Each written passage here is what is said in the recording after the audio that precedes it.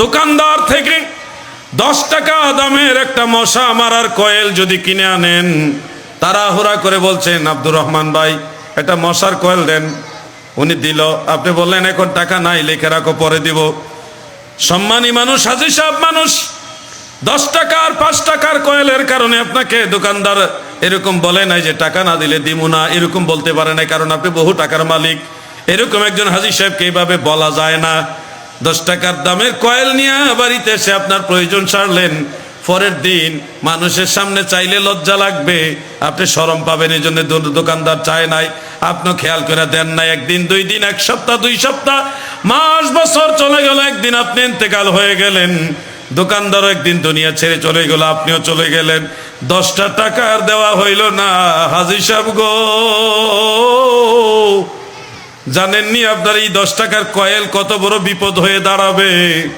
হাসরের ময়দানে আল্লাহ তাআলা আপনার আমলনামা মাপ দিবে, মিজানের পাল্লার মধ্যে আপনার নেকি বুদ্ধি ওজন করবে। ওজন করার পরে দেখবে আপনি নামাজ পড়েছেন, রোজা রেখেছেন, হজ করেছেন, যাকাত দিয়েছেন, তাসবিহ তাহলিল নফল বন্দেগী অনেক আমল করেছেন, ওয়াজ মাহফিলে গেছেন, জিকির করছেন, এবং মাহফিলে মসজিদে মাদ্রাসায় দান সদকাও করছেন, অনেক আমল, আপনার গুনার চেয়ে সওয়াব অনেক বেশি। তখন প্রাথমিকভাবে ফয়সালা হয়ে যাবে আপনি জান্নাতি। জান্নাতে যখন রওনা দিবেন, সামনে এসে ওই আব্দুর রহমান কয়েলের দোকানদার দাঁড়াইবে, হাজী সাহেব গো, আমি যে আপনার কাছে 10টা টাকা পাই, এটা তো দেন নাই, আমার টাকাটা দিয়া যান। ফেরেশতারা আটকায় দিবে, জান্নাতে যেতে দিবে না, টাকা দিয়ে যান।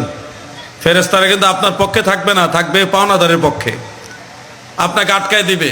এখন আপনি তো টাকা নিয়ে যান নাই, কবরে টাকা নিয়ে যাইতে পারবেন? গেলেও তো টাকা যদি কবরে দিয়েও দেয় তাও তো লাভ নাই, এই টাকা তো আর হাসরের ময়দানে নিয়ে উঠতে পারবেন না। এই কঠিন সময়ে আপনার 5 টাকার কয়েল আর 10 টাকার কয়েলের জন্যে ফয়সালা হবে এইভাবে যে এই টাকার জন্যে, এই টাকার বিনিময়ে যেই নেকি, যেই পরিমাণ নেকি সে চায় তুমি সেটা দিয়ে দাও।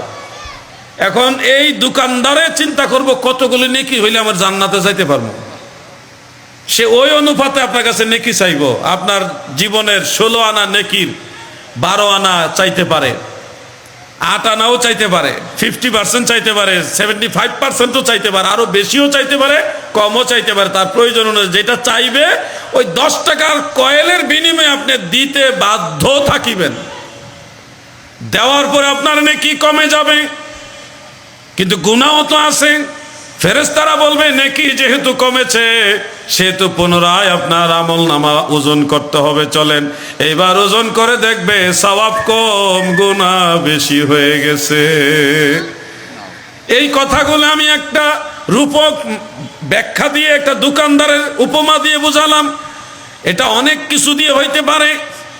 এই ধরনের বিপদ আমার বেলায়, আপনার বেলায় যদি হয়ে যায়, তাহলে কোনো উপায় থাকবে না, কারণ পরের হক আমার আল্লাহ মাফ করে না। যারা টাকা পাওনা আছে আপনার কাছে, এই মানুষগুলি যদি দাঁড়ায় হাসরের ময়দানে, কি করবেন আপনি? কি জবাব দিবেন? ঋণ যারা নিয়ে মারা যাচ্ছেন, আপনাদের কি গতি হবে? আমি শুধু ভাবি মাঝে মধ্যে যে এইভাবে মানুষ মানুষকে ঠকাচ্ছে, এগুলির যখন বিচার আল্লাহ তাআলার কাঠগড়ায় শুরু হবে তখন এদের কি উপায় হবে? খুব ভাবি, নিজেকে নিয়েও ভাবি, আপনাদের নিয়েও ভাবি। ভাবতে হবে, আপনাদের নিয়ে ভাবি, আপনারাও নিজেদেরকে নিয়ে ভাবতে হবে। ভাবতে হবে কিনা? সাদের জীবন হেলাই হেলাই চলে যাইতে লাগিল, সাধন ভজন গুরু ভক্তি কিছুই নাহি হইল, রং তামাশাই দিন কাটাইলা, রং তামাশাই দিন কাটাইলা, মায়ার জালে পড়িয়া, ডুবল বেলা দেখনা চাহিয়া।